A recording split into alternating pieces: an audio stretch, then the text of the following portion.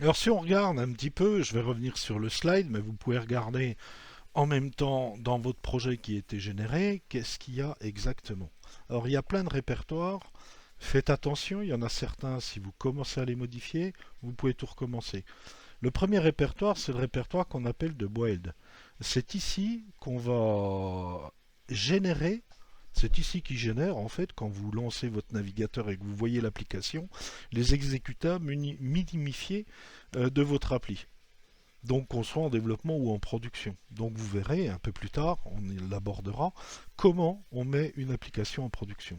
Ben, vous avez simplement à taper un ordre en invite de commande, aller récupérer les éléments qui vous a générés ici et les transférer sur votre serveur. C'est pas plus compliqué que ça et c'est très très facile à faire. Il n'y a pas de configuration à faire, vous avez juste à faire du transfert de fichiers. Ça c'est le gros intérêt. Ensuite, on a un répertoire config. Donc là, on a plusieurs fichiers qui sont à l'intérieur qui vont permettre d'ajouter ou de mettre à jour certains points de configuration. Donc pour l'instant, on n'y touche pas. Le répertoire Node Module, bah, c'est tout le travail que fait Node.js avec NPM pour vous installer des modules dont vous avez besoin pour votre projet. Alors évidemment, ces modules, on ne va pas y toucher. On va simplement venir les générer et les installer dans ce répertoire-là, hein, parce qu'à un moment donné, on va utiliser Bootstrap Vue, par exemple, qui est une adaptation de Bootstrap pour Vue.js. Ce n'est pas une obligation, mais on peut le faire. On va installer des packages qui vont nous permettre, par exemple, de faire des exports en fichier Excel, de pouvoir mettre en place des agendas, de pouvoir, pourquoi pas, mettre en place des Gantt. Il y a énormément de modules qui existent.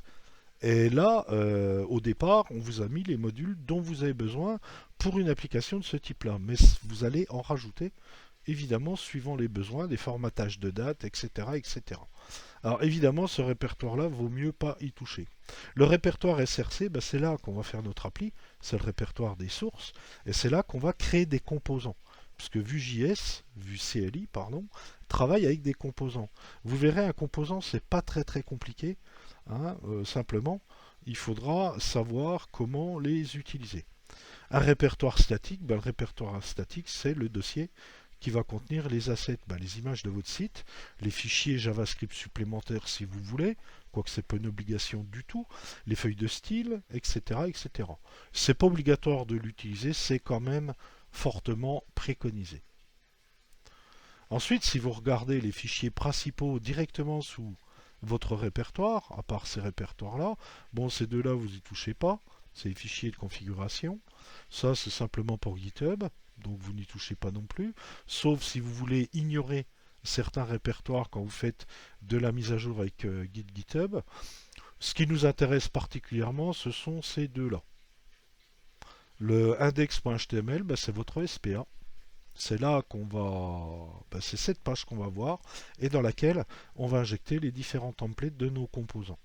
Le package.json, c'est le fichier qui est utilisé par NPM pour définir les dépendances de l'application.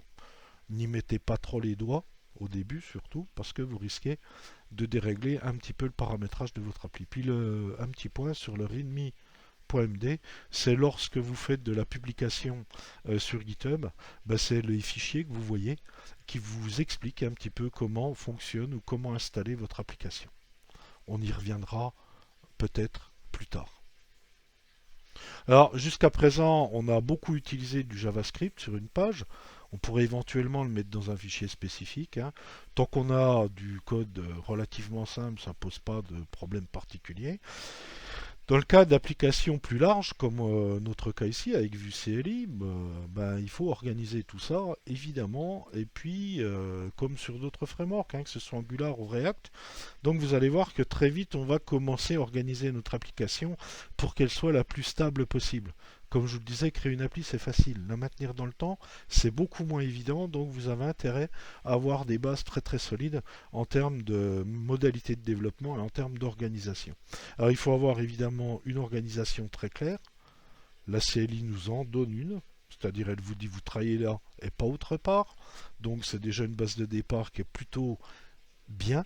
Et évidemment, il faut absolument la respecter, parce que si vous écrivez des programmes partout, ça ne va pas fonctionner du tout.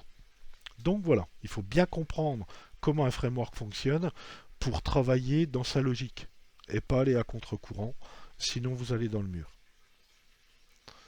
Alors, on utilise un plugin qui s'appelle en fait VueLoader, qui est dans le répertoire Node Module, hein, qui va vous permettre d'écrire chaque composant avec un fichier template, un script et un style. C'est-à-dire tous vos composants sont la plupart du temps indépendants. Et ils sont composés de 3 éléments principaux. Une balise template pour décrire le visuel du composant, une balise script pour programmer le composant, et une balise style si vous voulez mettre un style particulier à ce composant. Évidemment, on va passer de JavaScript en ES6, mais vous verrez que c'est une simplification d'écriture dans notre cas, donc c'est pas la mer à boire. On va utiliser Webpack avec simplicité. Il va nous offrir un serveur de dev, ce qu'on a vu précédemment, pour faire du chargement à chaud, c'est-à-dire chaque fois que vous allez enregistrer quelque chose, il va vous mettre à jour évidemment votre navigateur avec les modifications que vous avez faites, et puis il va vous permettre de générer vos fichiers de production et plein d'autres choses évidemment. Alors la suite du cours, comme je vous le disais, utilisez ES6 pour la programmation JavaScript. Vous verrez que ça va venir naturellement, c'est pas hyper compliqué, c'est très facile à comprendre. Il n'y a pas besoin de faire une formation ES6 très avancée pour comprendre simplement le principe des notations. C'est des notations qui sont beaucoup plus simplifiées que le JavaScript traditionnel, et c'est tant mieux. Donc voilà. Alors, si vous regardez déjà votre page index.html, vous voyez, comme on l'avait fait précédemment, on a toujours notre div avec un ID, donc c'est l'ID app, hein, qui va nous permettre d'intégrer des éléments entre la div ouvrante et fermante et de surveiller tout ce qui se passe entre cette div ouvrante et fermante. Donc on n'insère pas exactement les templates, mais si on insère les templates, mais on va insérer en un premier temps ce qu'on appelle un composant principal qui va contenir tout ce qui est commun à notre application. Donc jusque là, ça ne change pas énormément de ce qu'on a vu jusqu'à présent. Ensuite, le répertoire des sources, donc on va plutôt travailler là-dessus. Si vous ouvrez le répertoire SRC, vous voyez que vous avez un répertoire asset dans lequel on peut aussi mettre des éléments graphiques, des polices de style, des CSS, etc. etc. On a le répertoire component qui va contenir nos composants. Vous voyez qu'il n'y en a qu'un seul. C'est le composant helloworld.vue. Donc tous nos composants ont le suffixe vue. Si vous essayez d'écrire avec autre chose, ça ne marchera pas. Vous verrez qu'on aura aussi des fichiers JavaScript ou des fichiers de paramétrage qui porteront pas le même suffixe, mais tout ce qui est composant s'écrit avec une lettre majuscule, hein, commence avec une lettre majuscule puisque ce sont des objets, et puis ils ont le suffixe vue. Ensuite, vous voyez qu'ici on a un répertoire routeur avec un fichier qui s'appelle index.js, c'est là qu'on mettra le routage. Quel composant injecter dans votre SPA par rapport à une route? Alors on verra évidemment comment on paramètre ça, c'est pas compliqué. L'app-vue, c'est ce qu'on appelle le composant principal.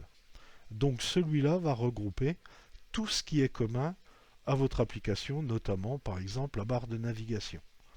Et le main.js, donc ça c'est la vue principale et ça c'est le composant principal, puisque à un moment donné on va importer des plugins, il faudra les déclarer ici pour que tous les autres composants puissent l'utiliser. Ça en fait c'est le chef d'orchestre de votre application avec celui-là. On va dire que celui-là c'est plus la partie technique et celui-là c'est plus la partie visuelle pour l'instant. Alors si vous regardez le main.js, vous voyez qu'il importe donc des éléments dont il a besoin, donc le framework Vue. Il importe un petit objet qui s'appelle app qui permet de représenter votre application, et puis un autre objet, enfin c'est pas tout à fait un objet, on l'écrit en minuscule, c'est étonnant, qui va vous permettre d'utiliser le routage puisqu'il pointe sur le répertoire routeur. Là, vous voyez qu'on a une indication comme quoi on n'est pas en production. Quand on passe en production, on peut mettre cette variable à true et puis générer notre projet pour le mettre en ligne. Et puis ici, vous voyez la seule vue qu'on va utiliser. En fait, votre application, il n'y a qu'une vue. Et le reste sont des composants qu'on va injecter dans cette vue. Évidemment, la vue pointe sur l'élément qu'a le ID app, elle utilise un routeur, qui est celui-là, et le seul composant qu'elle a au niveau d'elle-même, c'est ce composant app.vue. Vous voyez qu'on ne met pas les suffixes, hein, ici on le cite simplement. Et son seul template, bah, c'est cette balise-là.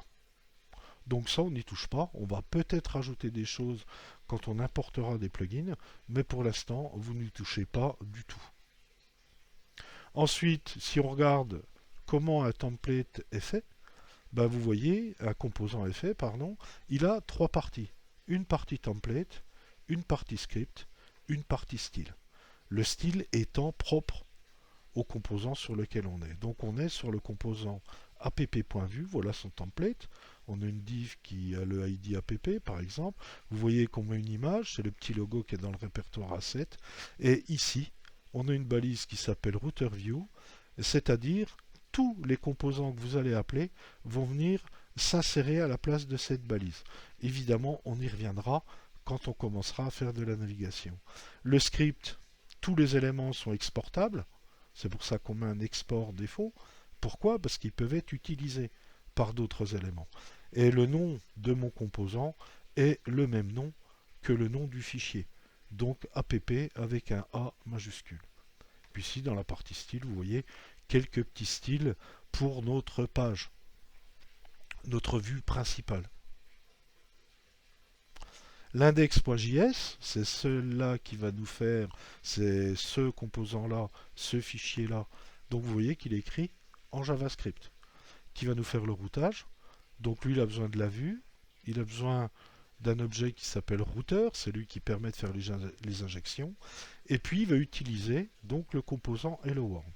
Tous les composants que vous allez utiliser, il faut les importer.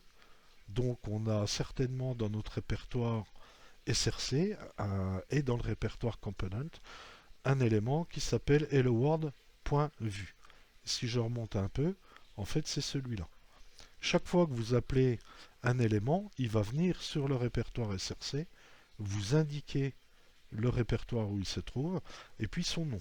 Mais on ne met jamais le suffixe vue. Donc là, on dit simplement qu'on importe le composant qui s'appelle helloworld.vue, qui est dans le répertoire component. Alors évidemment, n'oubliez pas de mettre l'arrobas pour bien vous placer à l'origine du répertoire SRC. Et puis nous, on va l'appeler helloworld. Prenez le même nom que le composant, ça vous évitera les problèmes. On va utiliser le routage, donc le composant de routage. Donc ça, c'est généré automatiquement, vous n'avez rien à faire. Et ici, notre routeur qui est aussi exportable, puisque le routeur est utilisé par l'intégralité de l'application, eh ben, il contient toutes les routes qu'on a sous notre application sous forme de tableau. Et pour chacune des routes, on indique un chemin, c'est le chemin qui est demandé. On indique le nom de la route, on met généralement le même nom que le composant, et on dit quel est le composant qu'on va appeler, donc helloworld.vue, qui va être injecté à la place de la balise routerView. Et c'est comme ça qu'on va faire notre navigation.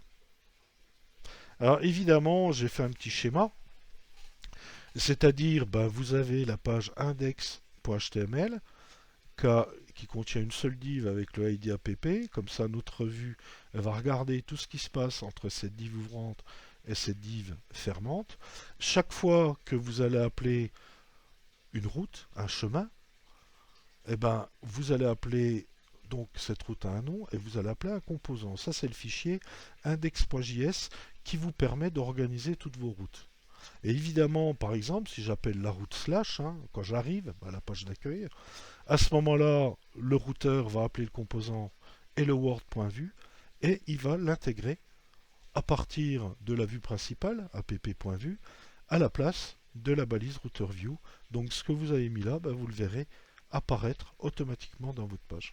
Voilà comment fonctionne évidemment une application vue CLI. Alors au début ça pique un peu, évidemment vous allez voir, ça pique peut-être un peu, mais vous allez voir par la suite la vitesse à laquelle on fait une application.